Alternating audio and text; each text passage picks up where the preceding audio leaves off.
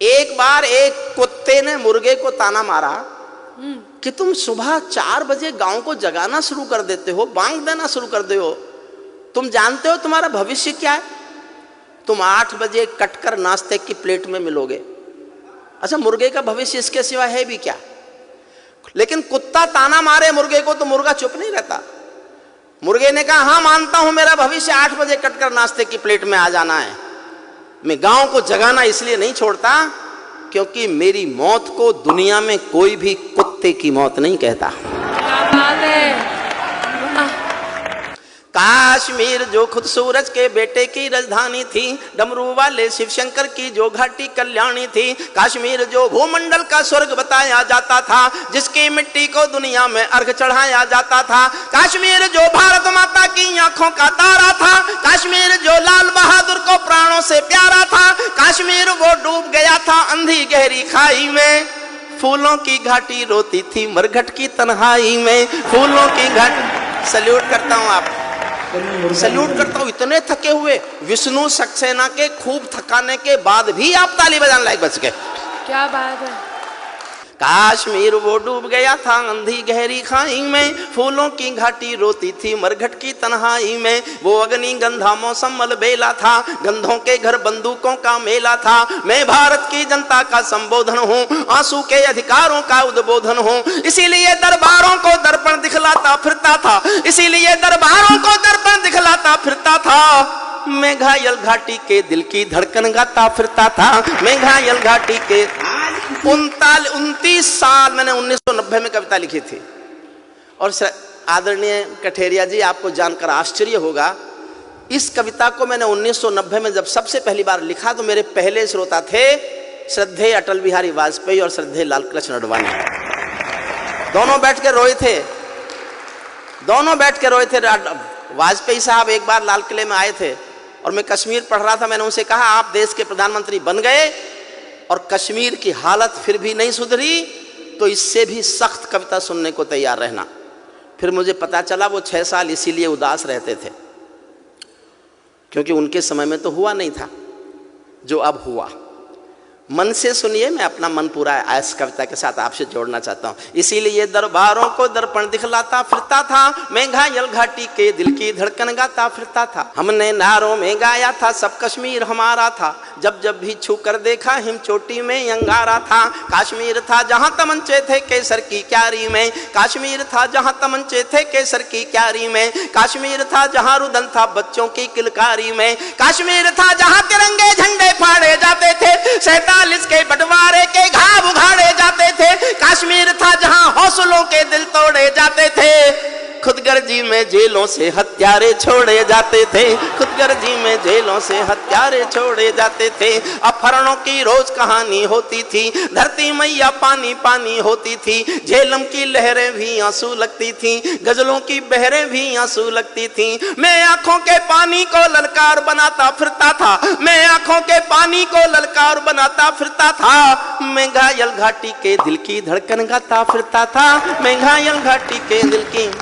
काश्मीर था जहां गर्द में चंदा सूरज तारे थे, झरनों का पानी रक्तिम था झीलों में अंगारे थे, काश्मीर था जहां फिजाएं घायल दिखती रहती थी, गर्म हवाएं घाटी का राशि फल लिखती रहती थी, काश्मीर था जहां दरिंदों की मनमानी चलती थी, घर घर में एक 56 की दर्द कहानी चलती थी, काश्मीर था जहां हमारा राष्ट्रगान शर्मिंदा था, समर्थन करना जी भर के करना, काश्मीर था जहां हमारा राष्ट्रगान शर्मिंदा था, भारत माँ को गाली देकर भी खलनायक जिंदा था, भारत माँ को गाली देकर भी खलनायक जिंदा था, काश्मीर था जहां देश का सिर झुकाया जाता था। और जिस दिन ये घटना घटी मैंने उस दिन पंक्ति लिखी थी, समझ जाओ किसी को पिछली याद हो तो समर्थन करना। काश्मीर था जहां देश का मान गिराया जाता था, मस्जिद में गद्दारों को खाना भिजवाया जाता था, गूंगा बहरापन ओढ़े सिंह, गूंगा बहरापन ओढ़े सिंहासन था, गूंगा बहरापन ओढ़े सिंहासन था, लूले लंगड़े संकल्पों का भाषण था, फूलों की घाटी लाशों की मंडी थी, फूलों की घाटी लाशों की मंडी था, अनुशासन का पूरा दौर शिखंडी था, अनुशासन का पूरा दौर शिखंडी था। मैं इस कोढ़ी कायरता की लाश उठाता फिरता था, मैं घायल घाटी के दिल की धड़कन गाता फिरता था, मैं घायल घाटी के दिल की। हमको दो आंसू नहीं आते थे अनहोनी घटना पर। 89 में 4.5 लाख कश्मीरी पंडित कश्मीर से मारपीट कर निकाले गए, उनकी बेटियों के साथ बलात्कार किए गए, संपत्ति छीनी गई, घरों में आग लगाए गए। अपने दिल पर हाथ रखकर सोचना, क्या दुनिया के इतिहास में इससे बड़ी कोई मॉब लिंचिंग हुई है क्या?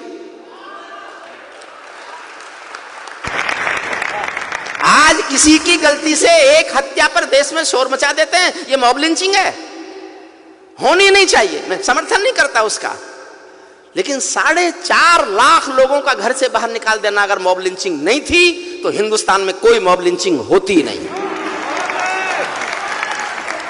हमको दो आंसू नहीं आते थे, मेरा साथ देना, मैं इतिहास खोल रहा हूं। हमको दो आंसू नहीं आते थे अनहोनी घटना पर, थोड़ी सी चर्चा होती थी बहुत बड़ी दुर्घटना पर।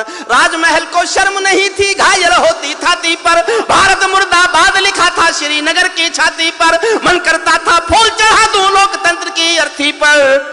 भारत के बेटे निर्वासित हो गए अपनी धरती पर, भारत के बेटे निर्वासित हो गए अपनी धरती पर। वे घाटी से खेल रहे थे गैरों के बलबूतों पर, जिनकी नाक टिकी रहती थी पाकिस्तानी जूतों पर। कश्मीर को बंटवारे का धंधा बना रहे थे वे, कश्मीर को बंटवारे का धंधा बना रहे थे वे। जुगनू को बैसाखी देकर चंदा बना रहे थे वे, फिर भी खून सने हाथों को न्योता था दरबारों का। जैसे सूरज की किरणों पर कर्जा हो अंधियारों का, जैसे सूरज की किरणों पर कर्जा हो अंधियारों का।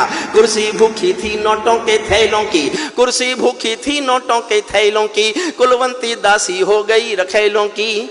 एक नाम लेता हूं कविता में, उसका नाम सुनकर आपके दिल में आदर की, प्यार की, सम्मान की हिलोर उठे तो उस हिलोर को तालियों में बदल देना। कुर्सी भूखी थी नोटों के थैलों की, कुलवंती दासी हो गई रखेलों की। घाटी आंगन हो गई खूनी खेलों की, बहुत जरूरत थी सरदार पटेलों की, बहुत जरूरत थी सरदार पटेलों की। मैं घाटी के आंसू का संतरास मिटाता फिरता था, मैं घायल घाटी के दिल की धड़कन गाता। एक छंद पढ़ रहा हूं साहब।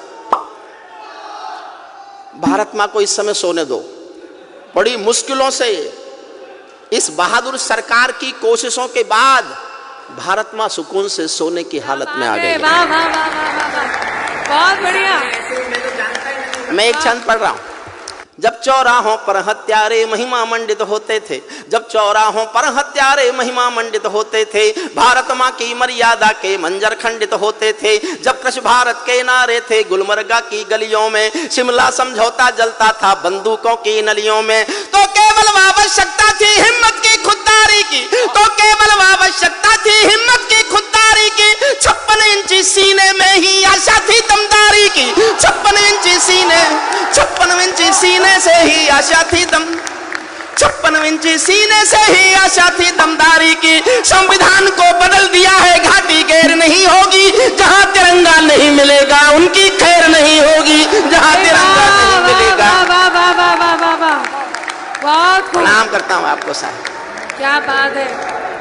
इसीलिए आवश्यकता थी हिम्मत की खुददारी की, 56 इंची सीने से ही आशा थी दमदारी की। संविधान को बदल दिया है घाटी गैर नहीं होगी, जहां तिरंगा नहीं मिलेगा उनकी खैर नहीं होगी। जिनको भारत की धरती न भाती हो, भारत के झंडों से बदबू आती हो, जिन लोगों ने मां का आंचल फाड़ा हो, दूध भरे सीने में चाकू गाड़ा हो, मैं उनको चौराहों पर फांसी चढ़वाता फिरता था। मैं घायल घाटी के दिल की धड़कन गाता फिरता था, मैं घायल घाटी के दिल की।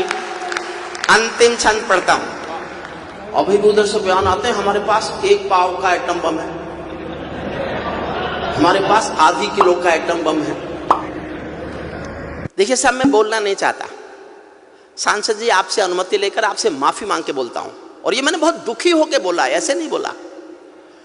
रोज डराता है हमको एटॉमिक युद्ध होगा, एटॉमिक युद्ध होगा। मैंने कुछ मेरे दोस्त साइंटिस्ट हैं उनसे पूछवाया कि मान लो एटॉमिक युद्ध हो ही जाए, क्योंकि उसका भरोसा क्या? जो दुनिया में किसी के भरोसे लायक नहीं है, हमारे लायक तो होगा ही क्या? मान लो हो ही जाए तो क्या होगा? बोले जी दोनों देशों के 25-25 करोड़ लोग मर जाएंगे। मैं एक दिन सोचता रहा, और जब उसी दिन शाम को मैंने उनके एक मंत्री का बयान सुना कि हम एटॉमिक युद्ध कर सकते हैं, तो मैंने कहा कि होने दो, होने दो, हम 25 करोड़ मरने को तैयार हैं, तुम तो रेगिस्तान हो गए, बचा क्या? अगर तुम अपने को पूरा मिटाकर हमारे थोड़े से कम कर दो तो हमें कोई नुकसान नहीं है, हमको जनसंख्या नियंत्रण कानून लाने की भी जरूरत नहीं है। फिर अंतिम पंक्तियां सुन लीजिए। अमरनाथ को गाली दी थी भीख मिले हथिया, ये अच्छी बात नहीं है जो मैं कह रहा हूं, लेकिन दुखी होके कह रहा हूं। अमरनाथ को गाली दी थी भीख मिले हथियारों ने, अमरनाथ को गाली। अंतिम पंक्ति पर और जोश देना, फिर तय करेंगे कि आगे क्या करना है। अमरनाथ को गाली दी थी भीख मिले हथियारों ने, चांद सितारे टांक लिए थे खून लिपि दीवारों ने, इसीलिए नाकाम रही है कोशिश सभी उजालों की, क्योंकि ये सब कठपुतली है रावलपिंडी वालों की। अंतिम एक चुनौती दे दो सीमा पार पड़ोसी को, गीदड़ कायरता ना समझे सिंहों की खामोशी को। हमको अपने खट्टे मीठे बोल बदलना आता है, हमको अब भी दुनिया का भूगोल बदलना आता है, हमको अब भी दुनिया का भूगोल